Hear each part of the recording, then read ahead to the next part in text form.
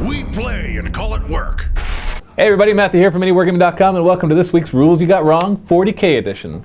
This, of course, is our show where we respond to your comments and our battle reports about rules you think we got wrong, either by correcting you or by correcting us.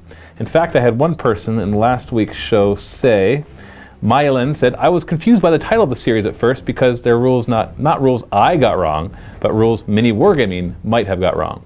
Actually, it's very purposely written the way it is because rules you got wrong, or if you guys read it out loud, then it's rules you got wrong, in which case, both of it is right. Sometimes you get the rules wrong, and sometimes we get the rules wrong, and so we discuss it together. Now, as promised, I am going to go over some of the comments from the past week's Rules You Got Wrong, where we discussed rules we got wrong in the previous battle report, and then we got those wrong. So we have to correct them again, but that's fine. It just will cement it more and more in our head. So I thought I had looked up some of these, but apparently still got some of them wrong. And of course, some other ones where people are saying that we got it wrong, and I'm going to correct it there. So, as always, let's just jump right into this. So it's from last week's Rules You Got Wrong, The Lost City. Hi Matt, call me mad, but I think your description of barrage is wrong. And essentially, he sums up saying that hits against vehicles are always resolved against their side armor. That is absolutely right. Even if the center of the template is off, it is still side armor. That was something I learned because I think in 6th edition, it was the way we said it, which is why we got screwed up there. And maybe if it wasn't in 6th edition, then I don't know where that came from. So you are right. A hit on a vehicle from a barrage weapon always is resolved against its side armor. When determining the cover save, you look for where the template center is, and that can determine whether the vehicle gets a cover save or not. But it's still resolved against the side armor. And then, of course, Top Bear said, Quirk, I'm pretty sure that jet bikes have the Legion Astartes special rule. And you're right, they do. So I was just taking Quirk on his word there, so I take no ownership in that rules mistake. So I'll take ownership of all the other ones I did. Mastercraft, Matt, you misinterpreted the Kotia's invul question. I realized this afterwards. In your game, Kotia's parried turn 1 and rolled a 6, activating beast mode. So the question is, why didn't he get the 3+ invuln against his subsequent perils? And I said, I don't see why he'd get an invuln at all. And I realized now that he had that. But that I was still right in not giving him the invuln for the perils because that would have gone away at the beginning of the next psychic phase. However, as Mastercrafty points out, he says in your turn he forgot to give him his invuln against and took him off with no saves. So he may have possibly survived with that 3-up invuln against all the saves that he would have had to take. Now there were a lot of them, so maybe it wouldn't have made a difference, but you're right, we did forget that. Mentality says, I still feel the old rule of being in base contact on different height levels plays better. Having to get the model's base to fit on same level doesn't feel natural, as most NIDs would just be climbing up the walls or jumping and attacking. Vertical rules are kind of messed up in this edition. I agree with you. It's more that we decided to do that because it was just easier to come to a consensus at each time how it would work. And the reason for that is every building is different. And so you might say, well, it's just easier if we do that, but what's the height difference have to be? Like if it's like 8 inches, can you put a guy in base contact there and then count him as base contact with the guy up there, even if he made enough of a roll to make his charge? Because then you have all the guys behind strung out around him who are also technically in the combat as well. And it just starts to look weird. And since we deal with a lot of terrain that's very tall, we had to make rules that would make sense for the terrain that we made. In your situation, you might find that you don't need to do that your terrain is different, it's not quite as vertical, and so it never comes up, and you can just use your rule. And that's perfectly fine. It is a house rule after all.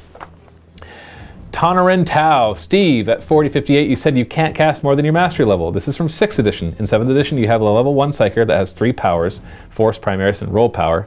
You can cast all 3 if you have warp charges left. You're right.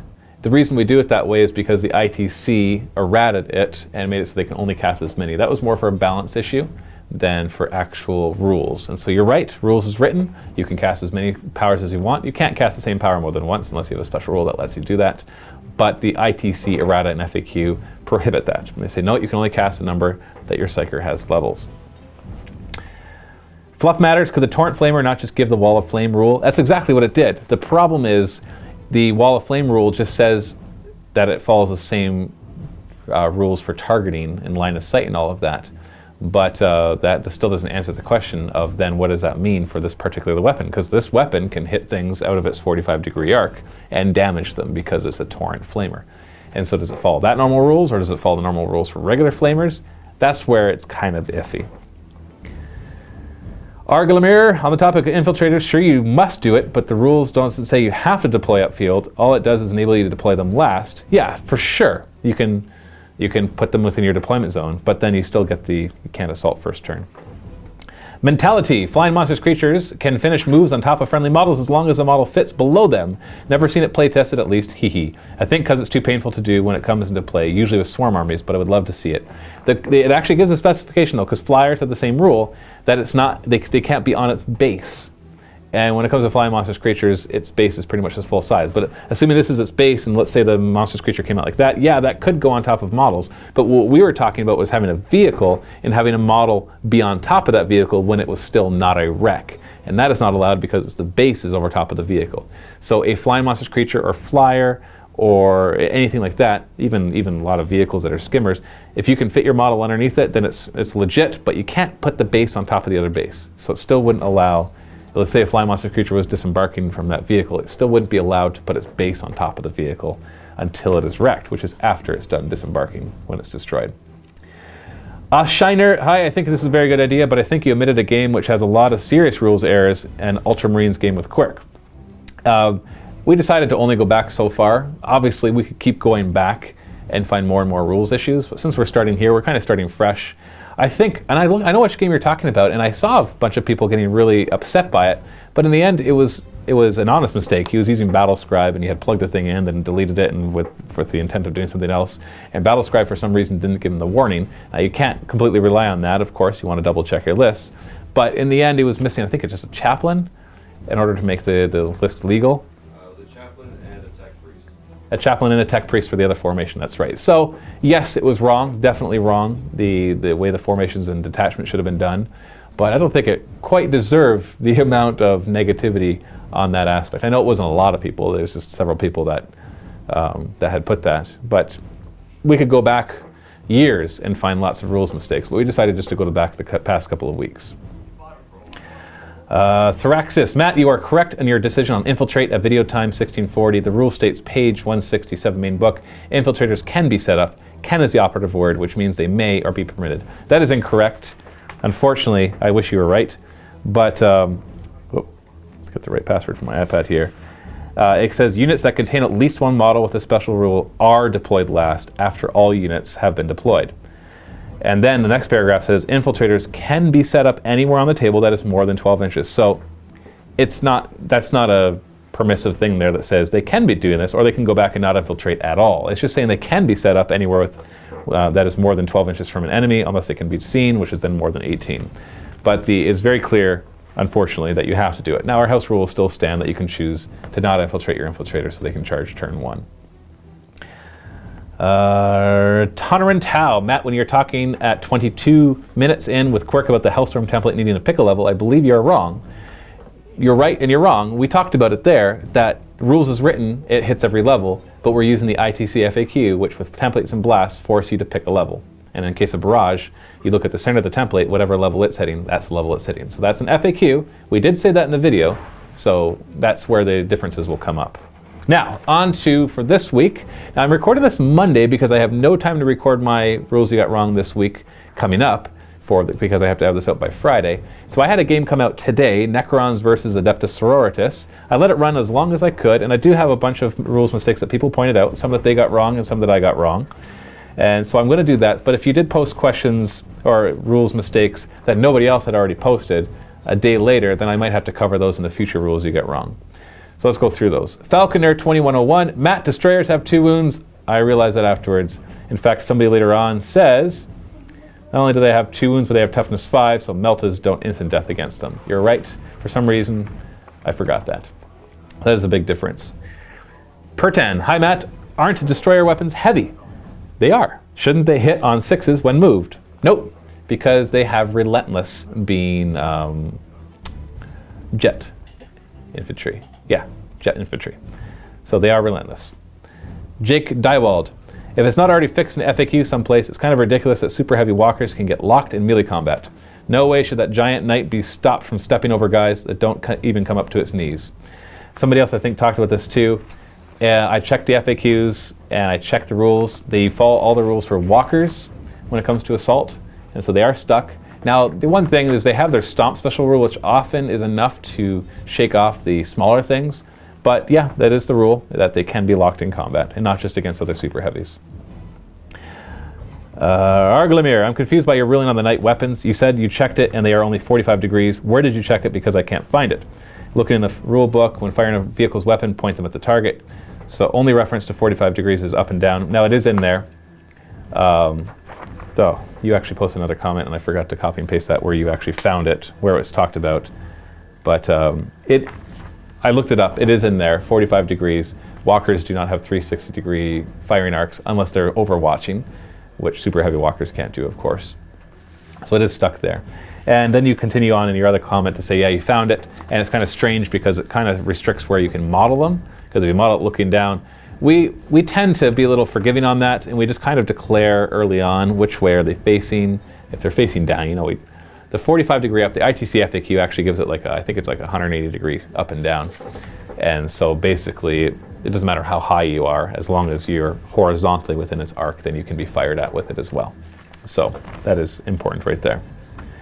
It is strange because the weapons themselves aren't even like fixed on the model. They can be moved around, but you can't do that. Flatfoot assassins are elite choices. I had a couple people say this, so I must have said they were troop choices. Not sure why that would matter because they're their own detachment anyways, so they don't gain any benefits from being troop choices. So they couldn't be brought inside of somebody else's combined arms detachment, for example. Billy Mott, you forgot to reroll ones on the wound with preferred enemy. You might have killed the Titan. Okay, I forgot to check that spot because I realized now that you said to wound, you might have killed the Titan. I'm not sure if I did get it wrong. You definitely re-roll the ones to hit with preferred enemy, but against vehicles, it doesn't help with the armor pen. So if I rolled a 1 for armor pen, you don't get to re-roll that with preferred enemy. It specifically says 2 hits and 2 wounds, and an armor pen is not a 2 wound. So preferred enemy does not help with that. It helps with the hitting, but not the armor pen. So it's because you said you might have killed the Titan makes me think that you must have got that one wrong there. Andrew Ellis, Matt, although you do have that annoying 6-up invuln, unquote. LOL, nothing like that annoying, not annoying 5-up reanimate. That was more a joke referencing back to when we played the Utgard infestation, when I played Genestealer Cult versus Sisters of Battle, a campaign a long time ago with Leland. And I was doing that because there was several times in the campaign where I finally got penetrating hits on his rhinos, and he would just keep making his 6-up invulns. Or I'd go up against the character, finally get those rending hits, and he'd make his 6-up invulns. And so it was more a joke against that. I know statistically, obviously the Necrons have the advantage with the reanimation over a 6-up invuln army-wide, especially because they get to do their reanimate on top of their save. So that was more tongue-in-cheek there. And lastly, Edward Galloway, aren't you supposed to reanimate at the end of the round? If the whole squad dies, nobody in the squad can reanimate, and they also die if the rest of the squad run away. The reanimation test is taken at the end of the round. That's the way it used to be. Kind of wish it was still the same way that it used to be because it was more cinematic then. But no, reanimation is just a fancy feel no pain that can't be removed by instant death. It can only be modified by it. It can be removed by destroyer. So the way we did it was correct. So that is all the comments from my battle report. So now let's jump into the next. First question, Steve. Dark Angels versus Space Wolves, Warhammer 40k Battle Report, Episode 31. Aquelm? The Terminator should have had Twin Link to turn the Deep Struck with Vengeful Strike. Forgot that one, yep. Also, the Deathwing Company champion must issue and accept challenges. The only time you can choose someone else, I think, is if there's someone else who has the same rule. You're absolutely right. So I had my Interrogator Chaplain and my Deathwing Command Squad in the same combat. And I had my Interrogator Chaplain issue a challenge, which he could not have because the Deathwing champion had to have. So that was my bad, I shouldn't have done that. And yeah, Vengeful Strike is a rule that Deathwing have to turn the Deep Strike. They can, they all get Twin Link on their weapons, and I forgot all about that one. Next up, Zompa. Minute 8 and 20 seconds in. Since when are Melta Strength 10? Yeah, that was actually corrected about 8 minutes in and 40 seconds. So yeah, immediately I had the Meltas glancing armor 14 on 2s. We resolved them, and then I think almost immediately we went back and fixed that. So yeah, it was supposed to be glancing on 6s. Or I had him glancing on 4s, I think, and then switch it to 6s. But that was corrected almost immediately. Next up, Blobic. Saberclaw has ballistic skill 5, not 4. Yeah, I should know that one actually. I just naturally everything hits on 3s. That was my mistake. But yeah, Saberclaw does hit on 2s. So there you have it. That's this week's Rules You Got Wrong 40K edition. Of course, leave your comments below if you disagree with any of the rulings that we had about the rules that you think that we got wrong, and we'll discuss it next week. And of course, when you go and post those comments, make sure you give timestamps so we can look up those things. and our battle reports. And as ever, thanks for watching and happy wargaming.